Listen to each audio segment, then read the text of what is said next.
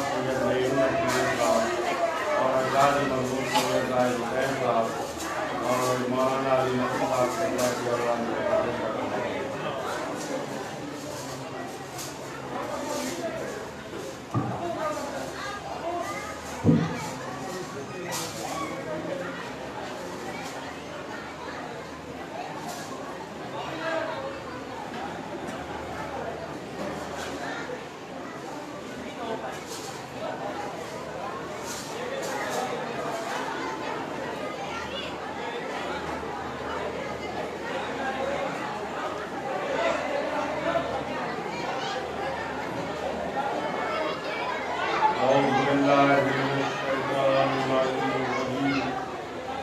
الحمد لله الذي هدانا لهذا وما كنا لنهتدي لولا أن هدانا الله لقد جاءت رسل ربنا بالحق والصلاة والسلام والتحية والإكرام على سيد أصل الناس الوجود سر الله في كل موجود وقت ظاهرة الوجود صاحب لواء الحمد والمقام المحمود مولا و مولا الثقلین جد الحسن والحسین ابی القاسم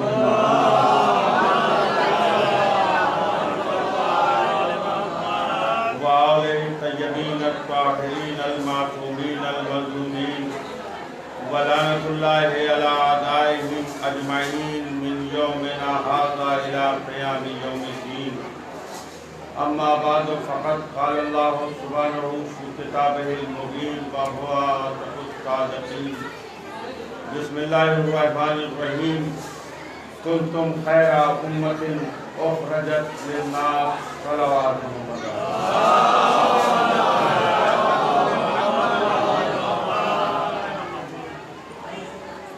قرآن مجید کی جس مختصر سی آیہ کریمہ کو سرنامہ کلام قرار دینے کا شرف حاصل کیا، اس میں کائنات کو خلقت وجود عطا کرنے والا،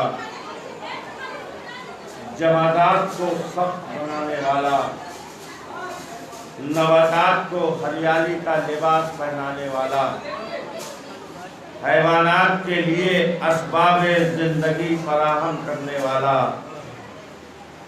اور انسان کو اشرف المخلوقات بنانے والا اپنے اعجاز نما کلام میں ایک خاص گروہ کی مدح و ستائش کرتے ہوئے ارشاد فرما رہا ہے کہ تم کیا اچھے گروہ ہو کہ جو لوگوں کی ہدایت کے واسطے خلق کیے گئے ہو۔ صلوات محمد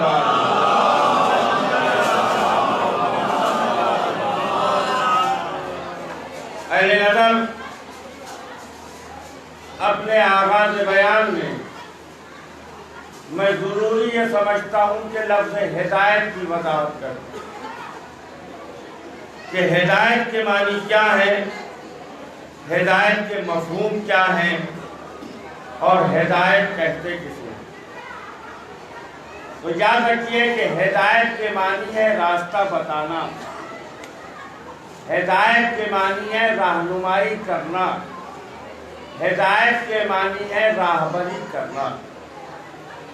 ہاتھ پکڑ کے کسی کو منزل تک پہنچا دینا یہ ہدایت کے معنی نہیں ہے، اور ہدایت کے معنی راستہ بتانا، ہدایت کے معنی رہنمائی کرنا، ہدایت کے معنی راہبری کرنا وہ بھی اس اعتبار سے ہوگا کہ جب راہرو راستے کی جستجو میں ہو، جب راہرو منزل کی تلاش میں ہو، جب راہرو راستے پر چلنے کے لیے آمادہ ہو، تب حاجی کا یہ فرض ہے کہ وہ آخری منزلوں تک ہدایت کرتا رہے، ورنہ جبر و اکراه کی صورت میں ہدایت نہ رہے گی، قہر و استبداد کی شکل اختیار کر لے گی۔ اور آپ کو معلوم ہے کہ اسلام دین جبر نہیں ہے، اسلام دین قہر نہیں ہے، اسلام فطرت انسانی پر پہرے نہیں بٹھاتا، اسلام کی یہ تعلیم نہیں ہے کہ تم سماج سے علیحدگی اختیار کر لو، اسلام یہ نہیں کہتا کہ تم معاشرے کو چھوڑ دو، اسلام یہ نہیں کہتا کہ تم اپنے اہل و عیال کو چھوڑ کر پہاڑوں کو آباد کر لو، ویرانوں کو اپنا مسکن بنا لو. جی نہیں، اسلام کی یہ تعلیم نہیں ہے، اور اسلام کی یہ تعلیم ہو بھی نہیں سکتی، اس لیے کہ اسلام دین فطرت ہے، اسلام دین حکمت ہے، اسلام دین عدل ہے، اور اسلام دین عقل ہے. صلوات محمد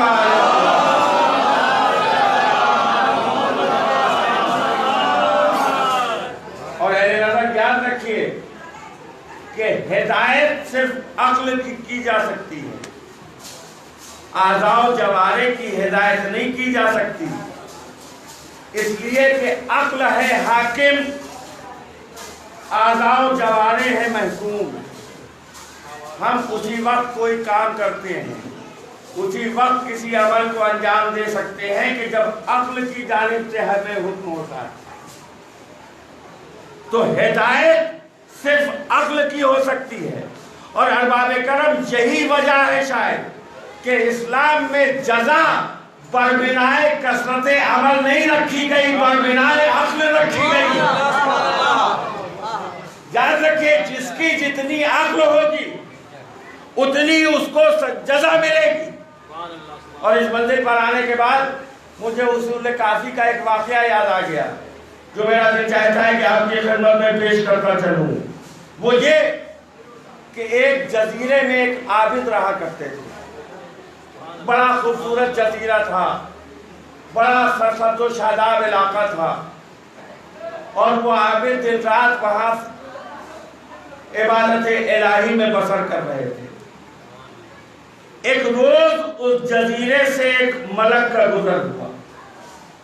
اس نے ان عابد کی عبادتوں کو دیکھا، ان کے خضوع و خشوع کو دیکھا، ان کے ذوق و شوق کو دیکھا، تو اسے بڑی حیرت ہوئی کہ ایک خاطی انسان اور یہ انداز عبادت. ادھر اس نے ان کی ان عبادت کو دیکھا، ادھر اس کے دل میں یہ شوق پیدا ہوا کہ دیکھیں عدالت الہیہ میں، بارگاہ خداوندی میں ان عابد کی ان عبادتوں کی جزا کیا ہے، اس کا صلہ کیا ہے. ادھر اس کے دل میں یہ خیال آیا، ادھر اس عابد کی عبادتوں کا صلہ اس کی نگاہوں کے سامنے آ گیا. اس لیے کہ ملائکہ جو ہے وہ بارگاہ خداوندی کے طالب علم ہیں، اور طالب علم کو اپنی تسلی کے لیے سوال کرنے کا پورا حق ہوتا ہے. تو اس نے ایک طرف کثرت عبادت دیکھی، دوسری طرف اس کی جزا کو دیکھا، دونوں کا توازن کیا. عبادت کے مقابلے میں اس کی جزا بہت کم نظر آئی. اسے بڑا تعجب ہوا کہ عدالت الہیہ اور ناانصافی، یہ ناممکن بات. پھر کیا سبب ہے کہ ایک طرف اتنی کثرت عبادت، دوسری طرف اتنی مختصر سی جزا. ادھر اس کے دل میں یہ حیرت پیدا ہوئی، ادھر قدرت کی طرف سے جواب آیا کہ مجھ سے نہ پوچھو، جاؤ کچھ دن اس عابد کے ساتھ رہو، سبب خود بخود تمہارے سامنے آ جائے. اب آ گیا ملک بصورت انسان اس جزیرے میں، بچھا دیا مصلی ان عابد کے قریب. شروع میں تو عابد کو سخت ناگوار ہوا کہ یہ کون شخص آ گیا میری عبادت میں خلل ڈالنے کے لیے. لیکن جب ملک کی عبادت کو دیکھا، اس کے خضوع و خشوع کو دیکھا، اس کے ذوق و شوق کو دیکھا، تو انہوں نے سوچا کہ نہیں، اس کے آنے سے میری عبادتوں میں خلل نہیں پڑا ہے، بلکہ میرے شوق عبادت میں اور اضافہ ہو گیا. جب دونوں ایک دوسرے سے مانوس ہو گئے تو ایک دن ملک جو انسان کی شکل میں تھا، اس نے ان عابد سے کہا کہ آپ نے بھی عبادت کے لیے کیا خوبصورت جزیرے کا انتخاب کیا، کیا سرسبز و شاداب علاقہ ہے، کیا پیڑ پودے ہیں، کیا درخت ہیں. تو ان عابد نے کہا کہ ہاں یقیناً اس میں تو کوئی شک نہیں کہ بڑا خوبصورت علاقہ ہے، بڑا سرسبز و شاداب ہے، بہت درخت ہے، لیکن ذرا اس میں کچھ کمی ہے۔ تو ملک نے پوچھا کہ کمی وہ کیا؟ کہا کہ مجھے ایسا محسوس ہوتا ہے کہ جیسے ہمارے خدا کے ہاں درخت پیڑ پودے تو بہت ہیں، لیکن ذرا گدھوں کی کچھ کمی ہے۔ اس لیے کہ اگر ایک آدھ گدھا بھی وہ یہاں اتار دیتا تو یہ درخت کے پیڑ پودے جو بیکار پڑے ہیں ان کا کوئی مصرف ہو جاتا۔ بس یہ سننا تھا کہ ملک تو بیچارہ خاموش ہو گیا۔ ادھر سے آواز آئی، اب تم سمجھے کہ اس کے عمل کے مقابلے میں اس کی جزا اتنی کم کیوں ہے؟ یاد رکھو ہمارے یہاں جزا پر بنائے کثرت عمل نہیں ملا کرتی، پر بنائے عقل ملا کرتی ہے۔ صلوات محمد وآلہ۔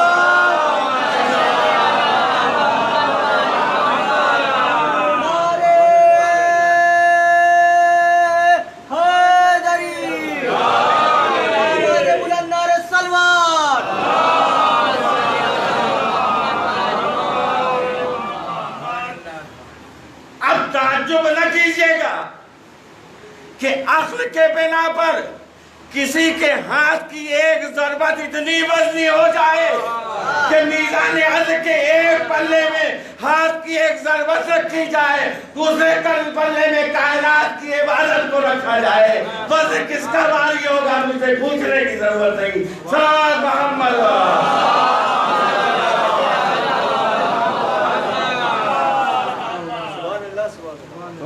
الباب کرم معلوم ہوا کہ عقل کے بھڑکے ہوئے گھوڑے کو قابو میں کرنے کا نام ہے ہدایت۔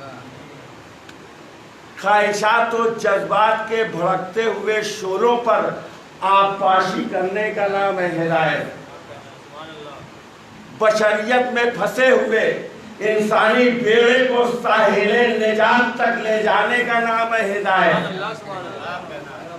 اور اہل نظر عقل کیوں ضروری ہے؟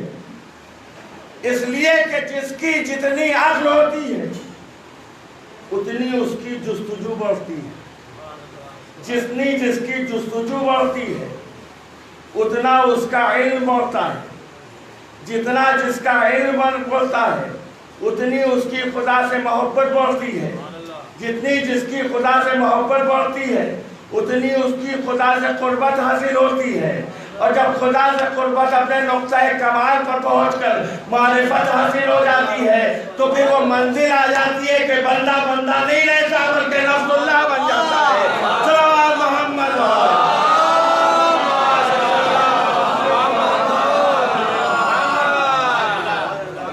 اور اس منزل پر پہنچنے کے بعد مجھے اپنے جد مرحوم سرکار سید العلماء مولانا علی نقی صاحب قبلہ تابہ سرا کا ایک جملہ یاد آتا ہے۔ وہ فرماتے تھے کہ وہ خالق کائنات جس نے تمام کائنات کی تخلیق کی، کیا کہنا ہے اس پاکیزہ نفس کا کہ پالا نبی نے خریدا خدا نے۔ اہل نظر میرا دل چاہتا ہے کہ بارگاہ خداوندی میں فریاد دست عرض کروں کہ میرے مالک تیرے تو سبھی ہیں، پھر اس میں کیا خاص ہے جو اپنا بنا کر اعلان کر رہا ہے؟ تو عجب نہیں قدرت جواب دے، اس میں وہ دیکھا جو کسی نبی میں نہ دیکھا، کسی مرسل میں نہ دیکھا۔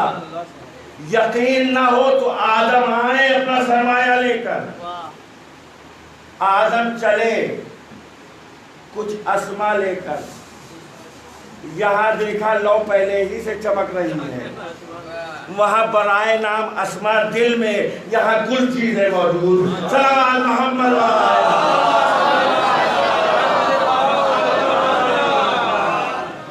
اچھا جناب نوح آپ آئیے، نبی اللہ ہیں، اللہ کے نجات دیے ہوئے ہیں، نبی کے ساتھ ساتھ رسول بھی ہیں، آپ اس نفس کو خرید لیجئے، آپ اس نفس کی قیمت لگا دیجئے، تو عجب نہیں نوح آواز دیں گے پہلے اپنے سفینے کو طوفان کی طغیانیوں سے تو بچا لوں پھر کلام کروں گا۔ روس کے میوزیم میں ایک تختی لکھی ہوئی رکھی ہے،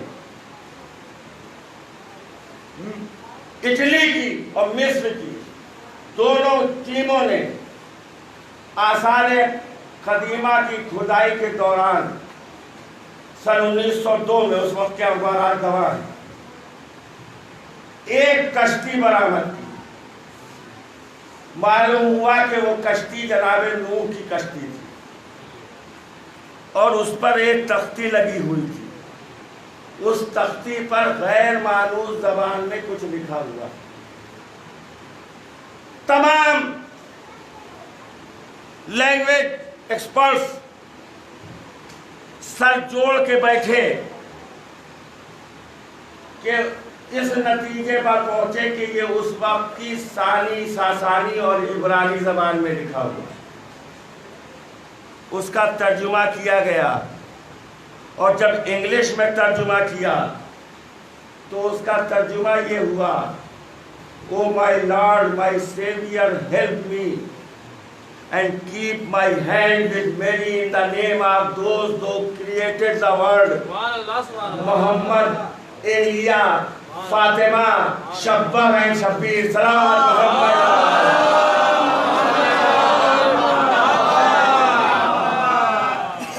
اے میرے اللہ پناہ دے مجھے اور میری اس کشتی کو ان ہستیوں کے نام کے جو تجھے محبوب ہے، محمد، علی، فاطمہ، حسن اور حسین، صلوات محمد۔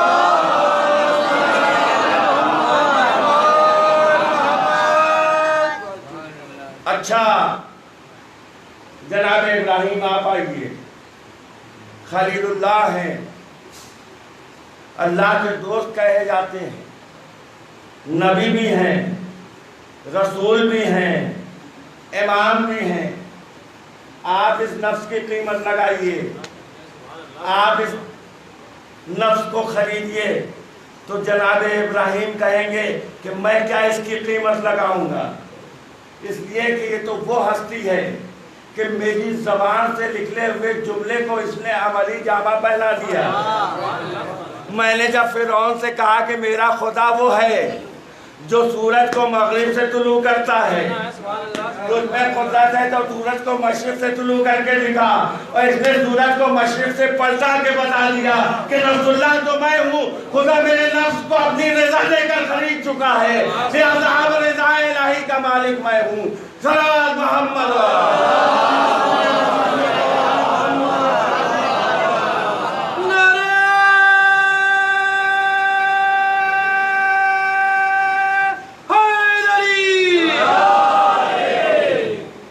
جناب یوسف آپ آئیے، لیکن ذرا سنبھل کے آئیے گا، اس لیے کہ یہ بازار مصر نہیں ہے، میزان عدل ہے۔ گستاخی ضرور ہے لیکن کیا کروں کہ یہ مرتبہ ہی کچھ قدر بلند اور عرفہ ہے۔ کہا میں کیسے آ سکتا ہوں؟ اس لیے کہ جب میں بازار مصر میں تھا اور میری قیمت لگائی جا رہی تھی تو تمام لوگ میری قیمت لگا رہے تھے لیکن مجھے خرید نہیں پا رہے تھے۔ آخر میں عزیز مصر آگے بڑھا اور اس نے کہا میں قیمت لگاؤں گا، میں اس خوبصورت بچے کو خریدوں گا، لیکن پیسے سے نہیں، ایسے نہیں، بلکہ توڑ کر۔ ایک ترازو لایا گیا، ایک پلے میں یوسف کو بٹھایا گیا، دوسرے پلے میں سونے، چاندی، جواہرات، تمام انبار، مگر یوسف کا پلہ اٹھنا کیسا، اپنی جگہ سے حرکت بھی نہیں کر رہا ہے۔ اب حکومت کی پیشانی پر پسینہ، اس لیے کہ جب دولت کا خمار اترتا ہے تو یہی انجام ہوا کرتا ہے۔ پریشان کہ ایک مرتبہ خود جناب یوسف نے ہدایت کے لیے آگے بڑھایا اپنے کو. کہا اے عزیز مصر تو مجھے خریدنا چاہتا ہے؟ کہا ہاں. ایک بات عرض کر دوں، جیسے ہی عزیز مصر آیا جتنے خریدار تھے وہ سب پیچھے ہٹ گئے تھے، لیکن ایک ضعیفہ تھی جو رومال میں چند اشرفیاں لیے ہوئے، وہ پیچھے نہ ہٹی. لوگوں نے کہا ارے اتنے بڑے بڑے پیسے والے ہٹ گئے اور تو کیا سمجھتی ہے کہ ان چند اشرفیوں سے تو یوسف کو خرید لے گی؟ تو ضعیفہ نے جواب دیا کہ میں کیا، ارے یہ عزیز مصر بھی نہیں خرید سکتا، لیکن کھڑی اس لیے ہوں کہ کم سے کم یوسف کے خریداروں میں میرا بھی نام آ جائے گا. سلام محمد.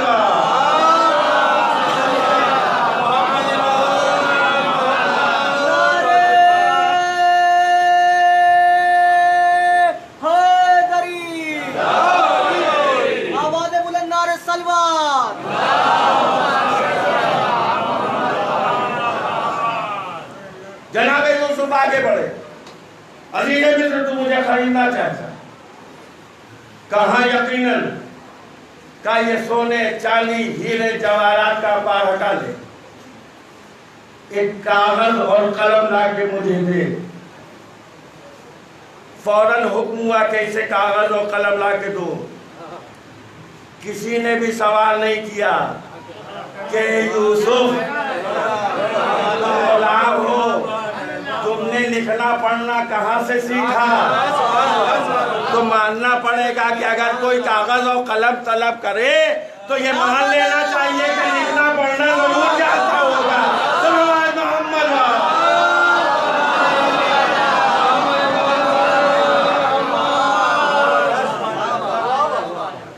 قلم لیا، کاغذ پر لکھا بسم اللہ الرحمن الرحیم. کہا اس کو دوسرے پلے میں رکھ دو. جیسے ہی بسم اللہ الرحمن الرحیم دوسرے پلے میں رکھا گیا، پلہ نیچے چلا گیا، یوسف کا پلہ اٹھ گیا. سلام محمد.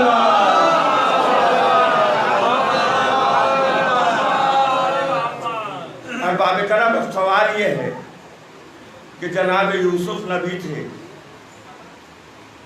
ارے لکھ دیتے دو چار آیتیں، یہ صرف بسم اللہ الرحمن الرحیم لکھنے کی کیا ضرورت تھی؟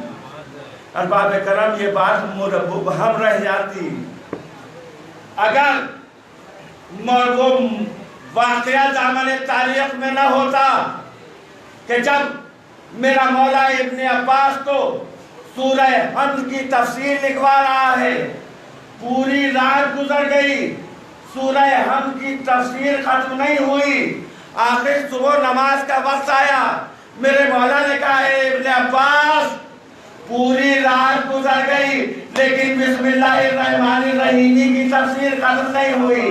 اتنا یاد رکھو کہ جو کچھ پورے قرآن میں ہے وہ سورہ حمد میں ہے، جو سورہ حمد میں ہے وہ بسم اللہ الرحمن الرحیم میں ہے، جو بسم اللہ الرحمن الرحیم میں ہے وہ بائے بسم اللہ میں ہے، جو بائے بسم اللہ میں ہے وہ بے کے نقطے میں ہے، اور انا نقطہ تحت الباء، میں بے کا وہ نقطہ ہوں. سلام محمد.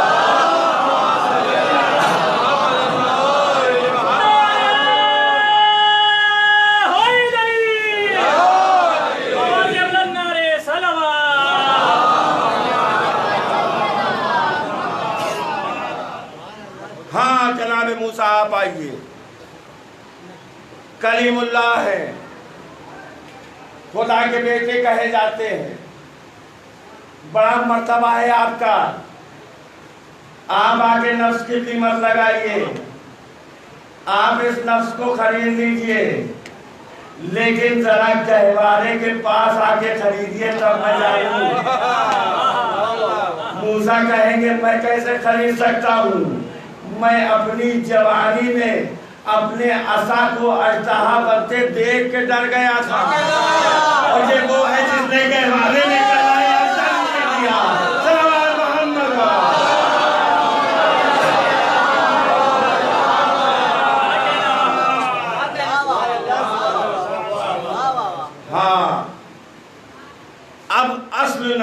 جانے کا وقت ہے۔ کون؟ اشرف المرسلین، خاتم النبیین، حضرت احمد مجتبی محمد مصطفیٰ۔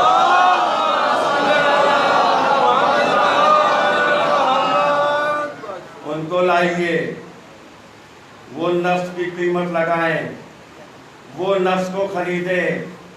میں کہوں گا ان کو کیوں لائیں؟ اس لیے کہ انہی کا تو نفس ہے، جس کی چیز ہوتی ہے کہیں خود خریدتا ہے۔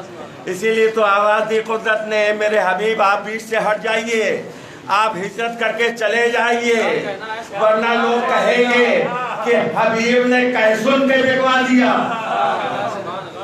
اگر ہنر ہوگا تو میں خود خرید لوں گا۔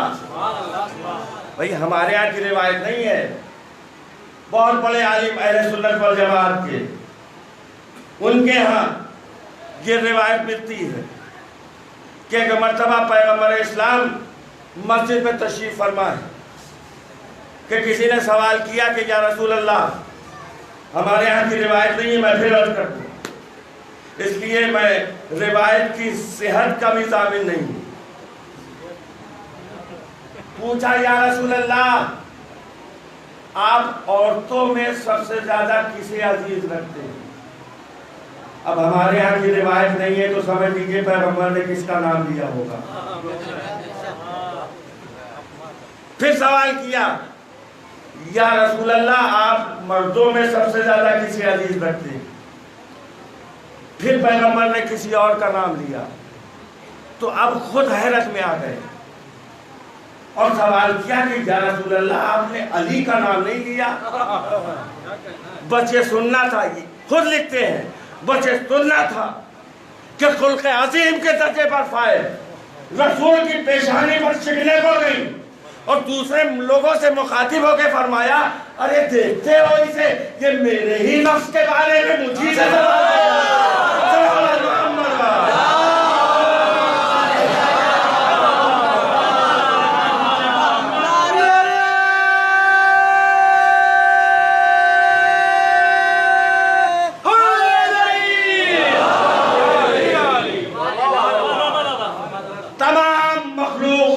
پریشان، انبیاء قیمت نہ لگا سکے، رسول قیمت نہ لگا سکے، ملائکہ اس نفس کو نہ خرید سکے، آخر میں قدرت خود آگے بڑھ رہی ہے اس اعلان کے ساتھ کہ میں تو ہوں غنی علی الاطلاق، میں اپنے بندے کے نفس کی قیمت لگاؤں گا۔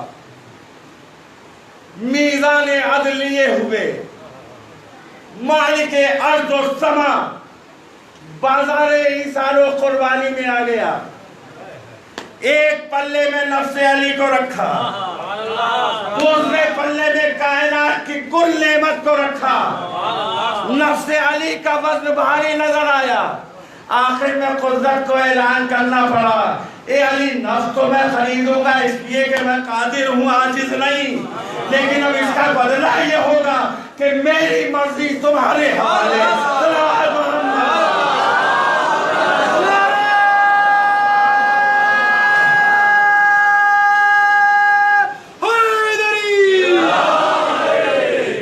کچھ غور فرما رہے ہیں ارباب؟ خدا اپنے بندے کا نفس مول لے رہا ہے، اور عجیب نفس ہے کہ پالا نبی نے، خریدا خدا نے، چیز ایک، حق دونوں کے مابین برابر۔ اے میرے حبیب، میں نے تمہیں اپنا دوست بنایا ہے، لہذا ایک رکھتا ہوں، اس لیے کہ دوستی کا تقاضا ہی یہ ہوتا ہے کہ جو تیرا ہے وہ میرا ہے، جو میرا ہے وہ تیرا ہے۔ جب تمہیں ضرورت ہو اپنا بنا لینا، مجھے ملال نہ ہوگا۔ میدان مباہلہ میں آئے گا تو نفس محمد کہلائے گا، شب حکم میں سر رسول پر آئے گا تو نفس اللہ بن جائے گا، شب معراج نصیری کو خدا کا شبہ ہوگا، شب ہجرت مشرقین کو محمد کا شبہ ہوگا۔ دونوں شبے ضروری ہیں، اس لیے کہ ہم دونوں کا برابر ہے۔ اور بس اس ایک جملہ کہہ کے اپنی بات کو ختم کر رہا ہوں۔ میں کہتا ہوں کیا کہنا ہے اس پاکیزہ لفظ کا کہ اگر کوئی تھوڑا غلط سمجھتا ہے تو محمد سمجھتا ہے، زیادہ متذبذب ہوتا ہے تو خدا کہہ دیتا ہے۔ سلام علیکم محمد۔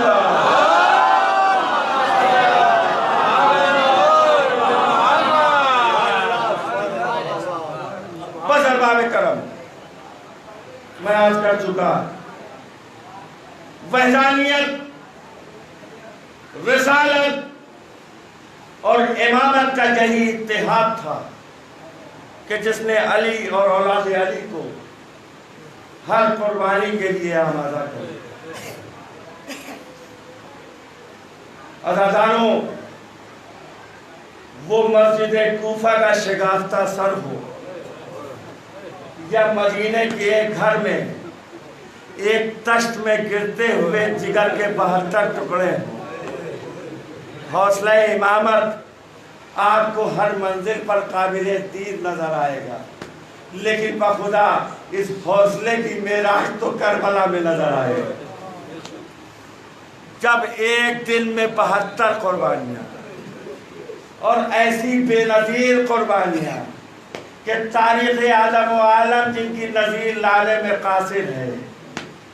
کبھی حبیب جیسے بچپن کے دوست کی قربانی، کبھی زہیر قین کی قربانی، کبھی سعید ابن عبداللہ کی قربانی، کبھی حر جیسے مہمان کی قربانی۔ ہاں دادارو، یہ تو اصحاب کی قربانی تھی۔ جب عیسیٰ کی قربانی کا وقت آیا تو کبھی فرزندان عقیل کی قربانی، کبھی فرزندان جعفر کی قربانی، ارے کبھی برابر کے باہر قوت بازو عباس کے شانوں کی قربانی، کبھی 6 مہینے کے بچے علی اصغر کے گروہ مبارک کی قربانی۔ ہاں عزیزانو، اور کبھی بھائی کی نشانی، بیٹی کے سہاگ قاسم کی قربانی۔ عزیزانو، آج محرم کی 7 تاریخ،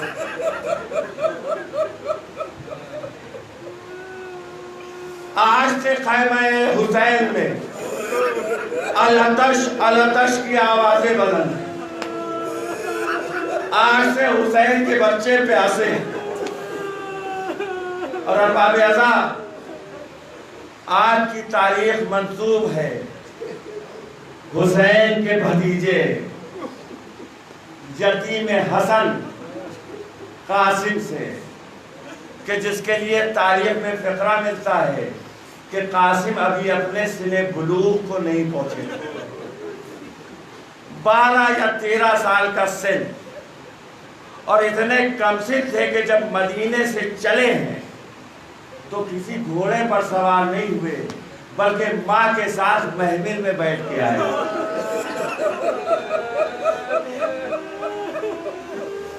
اور قاسم اتنے نازک بدن تھے کہ عرب میں ہمیشہ موٹا لباس پہنا جاتا ہے، لیکن حسین نے کبھی قاسم کو موٹا لباس نہیں پہنایا۔ ہاں عزیزانو، یہی وجہ تھی کہ قاسم کو تردد تھا کہ کہیں ایسا نہ ہو کہ میری کمسنی میری راستے کی رکاوٹ بن جائے۔ یہ دنیا والے ہیں جو موت کے تصور سے کانپتے ہیں، یہ آل رسول ہے جو زندگی کے تصور سے لرز نہیں ہے۔ کہیں ایسا نہ ہو کہ میرا چچا کمسنی کے بنا پر مجھے مرنے کی اجازت نہ دے۔ اسی لیے یہی وجہ ہے کہ جب شب عاشور میرے مولا نے محضر شہادت پڑھ کے سنایا ہے تو مجمع میں عباس کھڑے نہیں ہوئے، اس لیے کہ عباس کو اطمینان تھا۔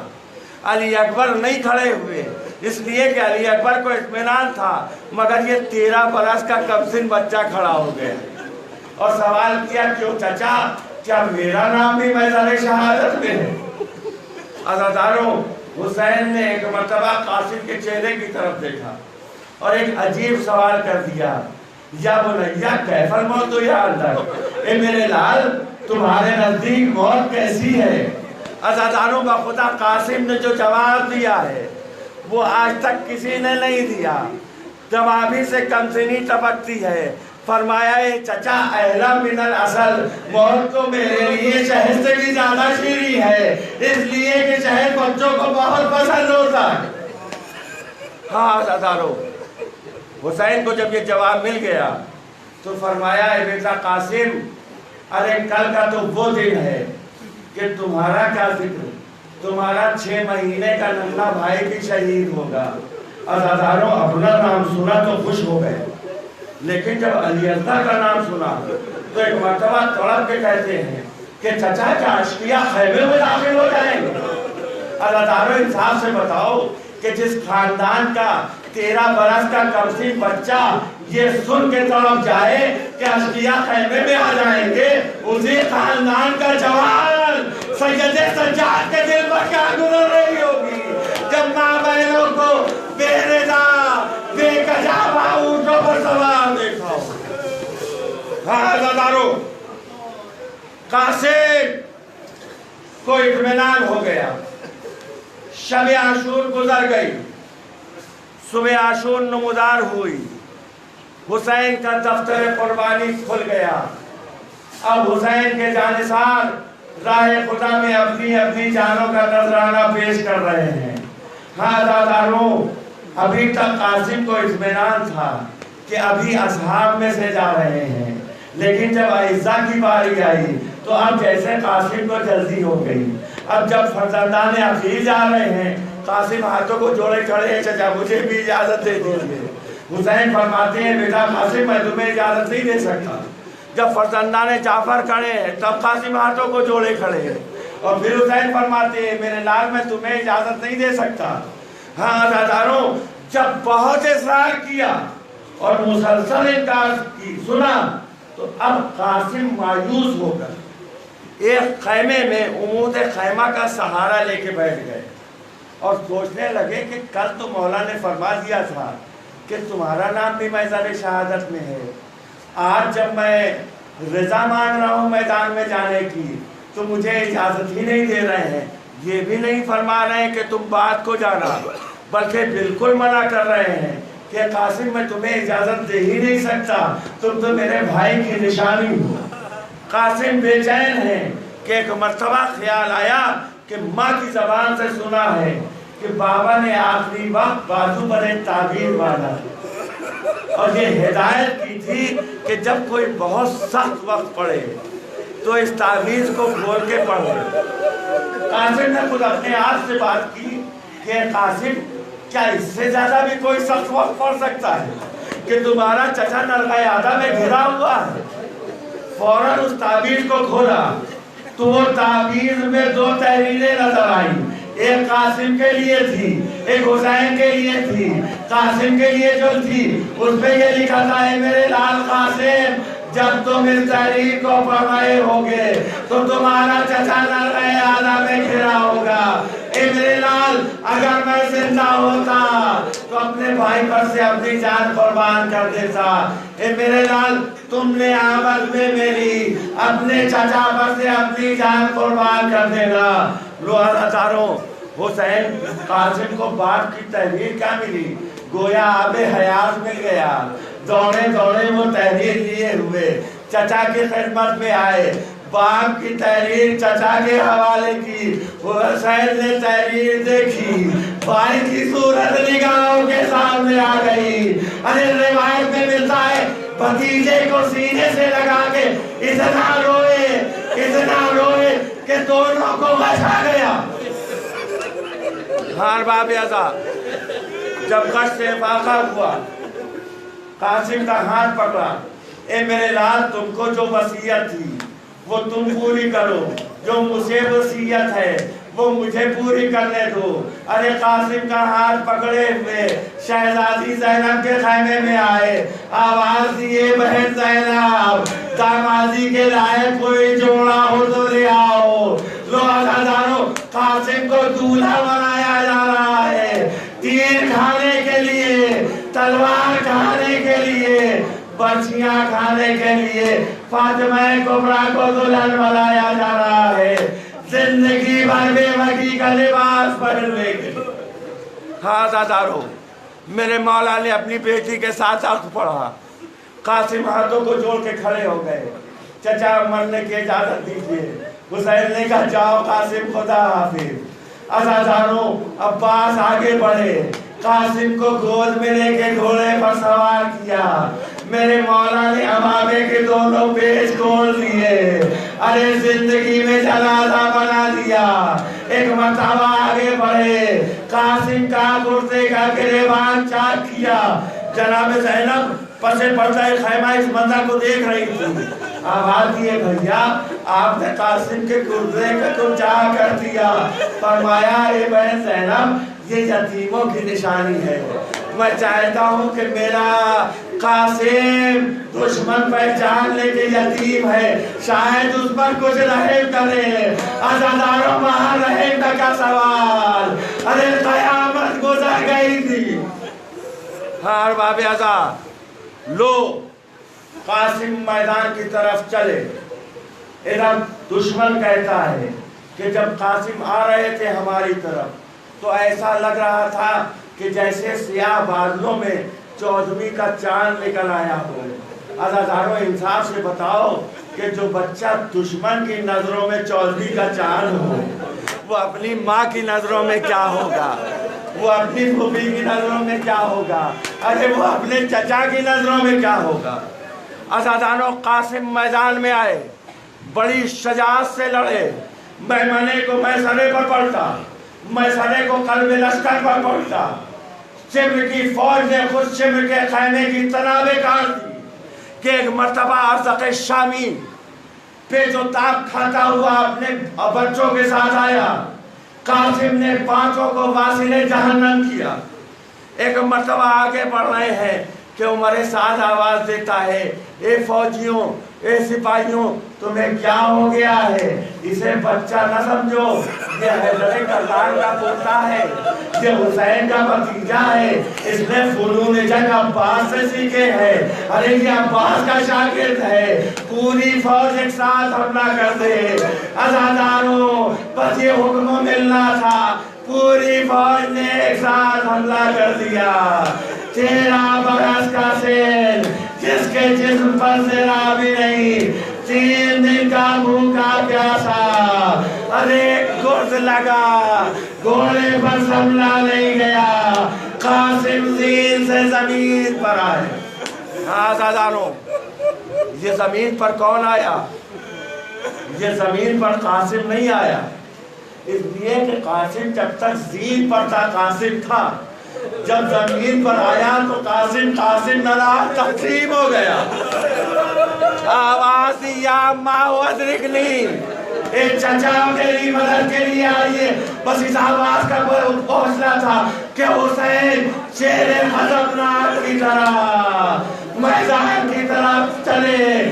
کیا دیکھا کہ ایک دشمن ہے جو قاسم کے سرانے بیٹھا ہے, چاہتا ہے کہ سر و تن میں جدائی کر دے. حسین نے حملہ کرنے کی کوشش کی مگر قیامت آ گئی. ادھر کے گھوڑے ادھر کے گھوڑے ادھر. جب بھی سینے پر ٹاپے پڑتی تھی قاسم آواز دیتے تھے چچا میری مدد کریے, چچا میری مدد کریے. ہاں عزاداروں حسین میدان میں آئے, چاروں طرف دیکھ رہے ہیں, قاسم کہیں نظر نہیں آ رہے. آواز دیے میرے لال قاسم مجھے سجائی نہیں دے رہا ہے, میرے لال آواز دو کہ میں تم تک پہنچوں. کوئی جواب نہیں ملا. حسین نے پھر کہا اے میرے لال قاسم تمہارا چچا بہت مجبور ہے, میرے لال آواز دو میں مدد کے لیے آ گیا ہوں. کوئی جواب نہیں ملا. اب تیسری مرتبہ حسین نے انداز بدل دی. اے قاسم تمہیں امام وقت بلا رہا ہے. امام کی آواز کو لبیک نہیں کہتے, بس یہ سننا تھا کہ قاسم کی لاش کے ٹکڑے فضا میں بلند ہونا شروع کیے. لبیک یا آقا, لبیک یا امام. حسین آگے بڑھے, قاسم کی لاش کے ٹکڑوں کو ابا کے دامن میں جمع کرنا شروع کیا. عجیب کلمہ حضرت فرما رہے، اے میرے لال تمہارا چچا تم سے بہت شرمندہ ہے، اے میرے بیٹا تم مدد کے لیے بلاتے رہے، میں تمہاری مدد کے لیے نہ پہنچ سکا۔ لو عزاداروں بس میں منزل پہنچ چکا، آپ کا ذہن آپ کے ہاں کی ایک رسم کی طرح متوجہ کرنا چاہتا ہوں۔ وہ کون سی رسم ہے؟ وہ شادی کے بعد چوتھی کی رسم ہوتی ہے، جب دلہن کا بھائی دولہا کو لینے کے لیے جاتا ہے۔ عزاداروں یہاں بھی دلہن کا بھائی علی اکبر حسین کے ساتھ میدان میں لاشیں قاسم کو لینے کے لیے آ رہا ہے۔ عزاداروں جیسے ہی در خیمہ پر پہنچے آواز دی، اے فاطمہ کبریٰ تمہارا دولہا آ گیا۔ عزاداروں فاطمہ کبریٰ تو نہیں آئی، دولہا کو دیکھنے کا شوق بچوں کو زیادہ ہوتا ہے۔ سکینہ آ گئی، ارے میرا بھیا آ گیا، دولہا آ گیا، لیکن جب منظر دیکھا دولہا تو نہیں ہے، چہرہ پامال ہو گیا، دولہا کی لاش۔